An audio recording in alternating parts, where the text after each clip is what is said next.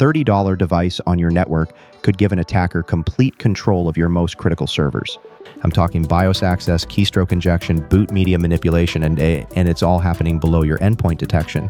Today, we're breaking down new research from Eclipsium, published March 17th, 2026 by Paul Assadourian and Ronaldo Vasquez Garcia. They found 9 CVEs across 4 popular IP KVM vendors, and what they discovered should concern anyone managing infrastructure. Let's start with the basics. KVM stands for keyboard, video, mouse. It's a hardware switch that lets you control multiple computers from a single keyboard, monitor, and mouse. Think of it as a physical switchboard for your servers. No software agent required, no operating system dependency. Now, an IP KVM takes that concept and puts it on the network. Instead of sitting in the same room as your servers, you can access them remotely over IP, even if the machine is powered off, crashed, or needs a BIOS level fix.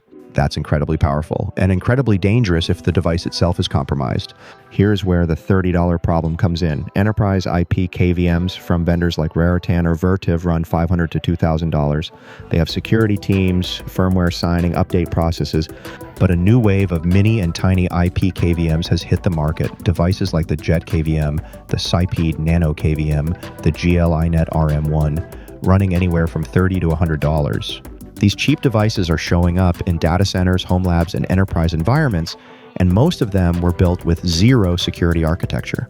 So who's using these things? Eclipsium identified 6 categories: home lab enthusiasts, small businesses, managed service providers, enterprises, industrial operators, and government and defense users. And they found these devices on Shodan. In June of 2025, there were 404 exposed devices. By January 2026, that number had grown to 1,611. That's a 400% increase in internet-exposed IP KVMs in just 7 months. Now let's talk about the threat model. IP KVMs present a unique attack surface because they operate below the operating system. Paul and Ronaldo's research highlights the BadUSB attack chain. 4 steps. First, the attacker gains access to the IP KVM. Second, they inject keystrokes or emulate a malicious USB device.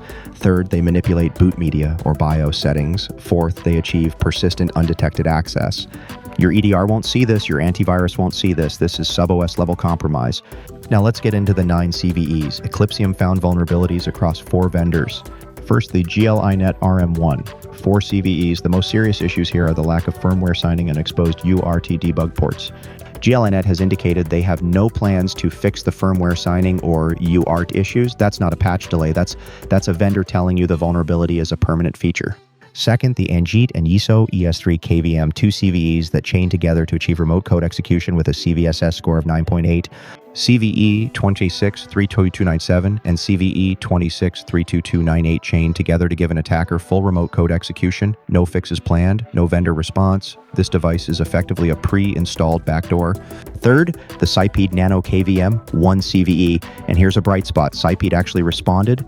They issued a full patch in versions 2.3.1 and 1.2.14. Good vendor behavior. This is what responsible disclosure is supposed to look like. Fourth, the Jet KVM, 2 CVEs fixed in version 0.5.4. Jet KVM raised $5 million on Kickstarter, and they took this seriously. They responded quickly, patched the issues, and communicated with the research community. Another example of how vendors should handle this.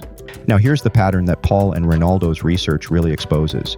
2 of these 4 vendors have no fix planned. That's not a vulnerability problem, that's a procurement problem.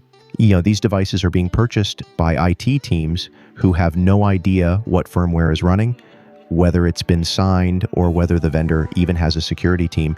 The $30 price tag is the attack vector. So what do you do about it? 5 things. 1, change default passwords immediately and enable MFA wherever the device supports it. 2, isolate these devices on a dedicated management network. They should never be directly internet exposed. 3, run an inventory. Search Shodan for your own IP ranges. If you find exposed IP KVMs, that's an emergency.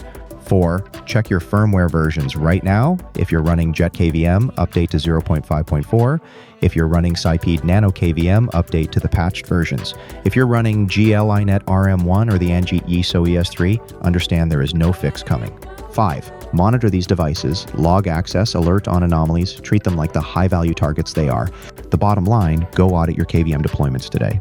If you want to dig into the full technical details, check out the Eclipsium blog by Paul Assadourian and Ronaldo Vasquez Garcia, published March 17th, 2026. I'm Ron Virtual Ron Gula for Gula Tech Adventures. Stay sharp.